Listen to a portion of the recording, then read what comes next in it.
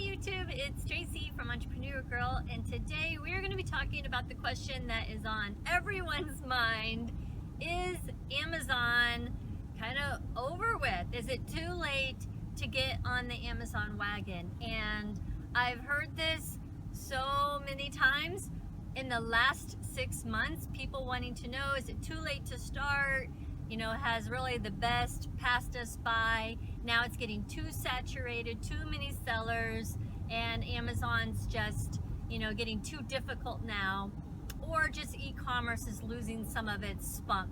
And so I wanted to take a moment and not rant about this, but I'm driving and I thought I just want to, talk to you while I'm doing nothing but driving and just tell you my own personal thoughts. Now, this is my own opinion, so don't bash me too much in the comments down below, but I do want to talk to, my YouTube family and my Amazon 360 Facebook group about this because I see it happen over and over and over again, people wanting to know.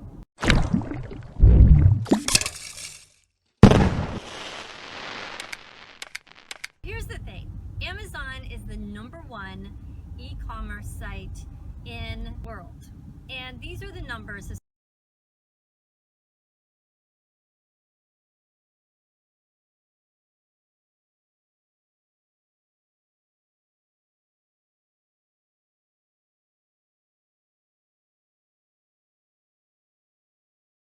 And keeping this in perspective, that's only one platform.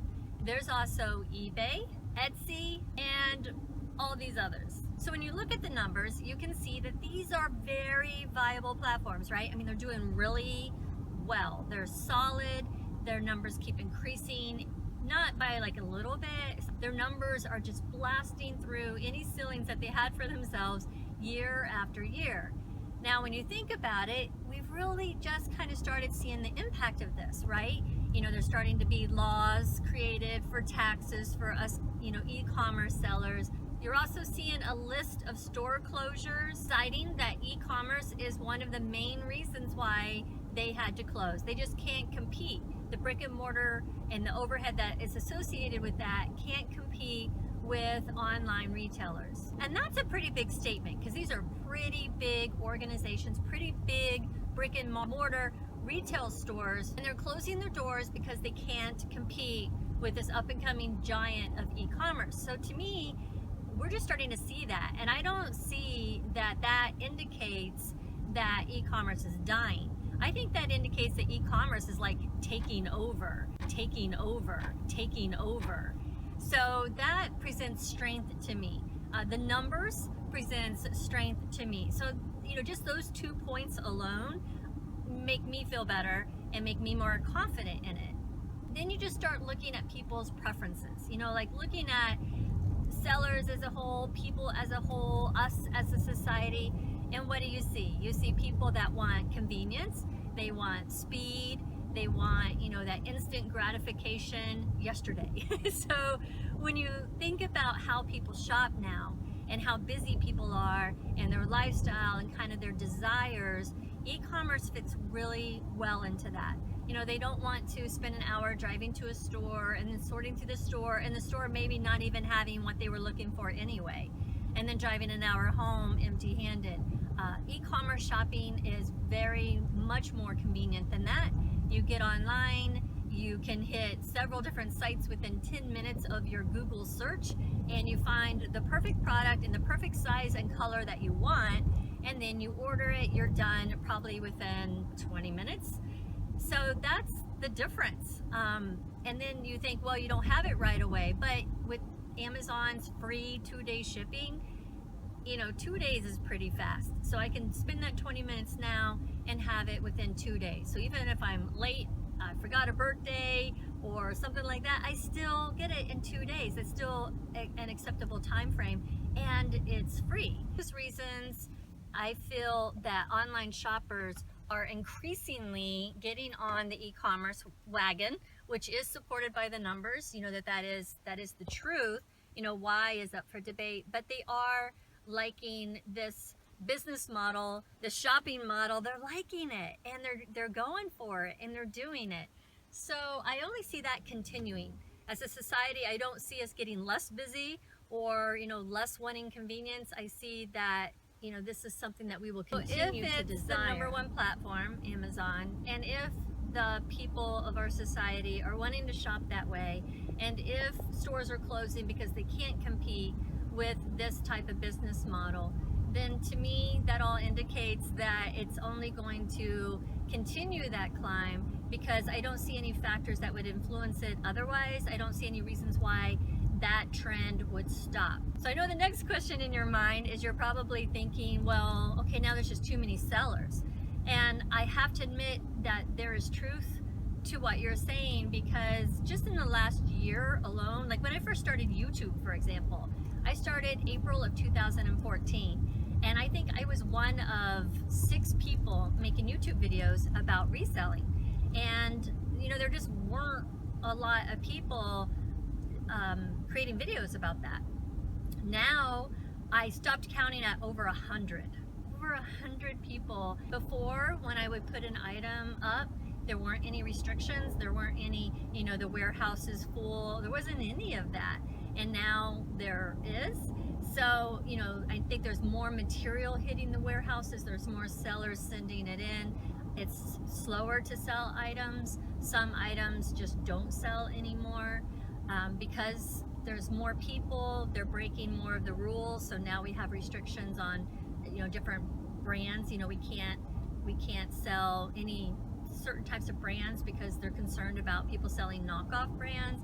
So it's definitely had an impact, and I'd be lying to you if I said otherwise, because there are more people, and because of the more people, there's implications of that, and we've definitely seen that the last 2 years.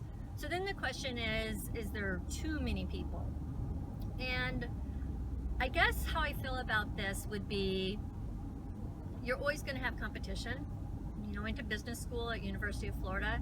There's not a business that we discussed that you're not going to have competition. So while it was nice when it started that we had minimal competition, the expectation would be that that would continue to grow and we would continue to have more competition.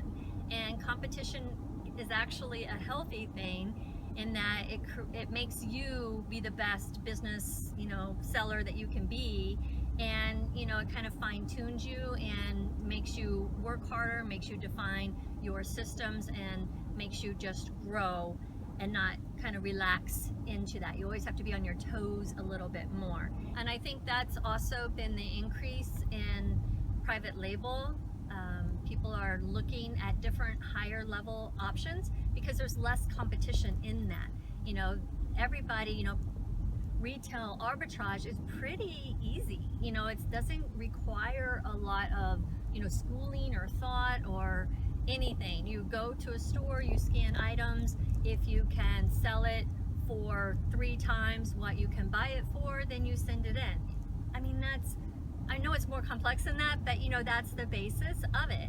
So a lot more people are able to enter in at that entry point. Whereas when you start talking about drop shipping and wholesale liquidation and trade shows and private labeling and creating your own products, that all is a lot more complex, and a lot of people won't even attempt it. I just feel that it's very doable, it's very solid, and the entry level doesn't take a lot. There's very little risk associated with it because you don't have a lot of startup costs. I think I'm not happy with that competition, but I expected it.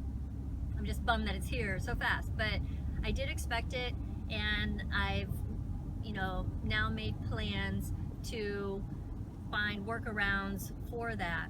Either I do better products, I do better listings for my products, I do my own products, I list more products, I list better end products. These are all methods that you can still do to differentiate yourself from your competition, because most of your competition at the entry level point either A, aren't going to make it, or B, aren't going to try really hard to do those things. So as e-commerce grows, my kind of prediction for the future is that we will see more companies try to compete with Amazon.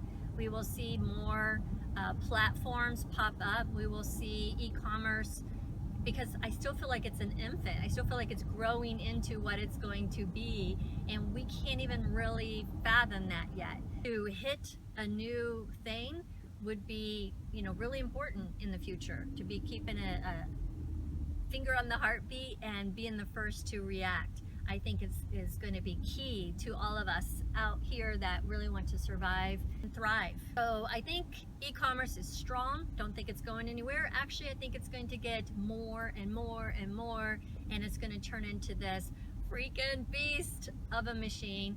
Two, yes, there's competition. Yes, that sucks. But there are workarounds, and it's not going to destroy your company, and it shouldn't prevent you from going into it, because you're not going to be able to pick a business that you don't have competition. It's just the way that it is. Three, my prediction for the future is that it's just beginning, and things are going to move rapidly. We're going to see a lot of changes, both with government laws and taxes, but also with maybe additions of platforms and methods, and just the technology associated with all of it. So there's going to be a lot of pocket areas, kind of sub areas that you can expand in once you understand e-commerce.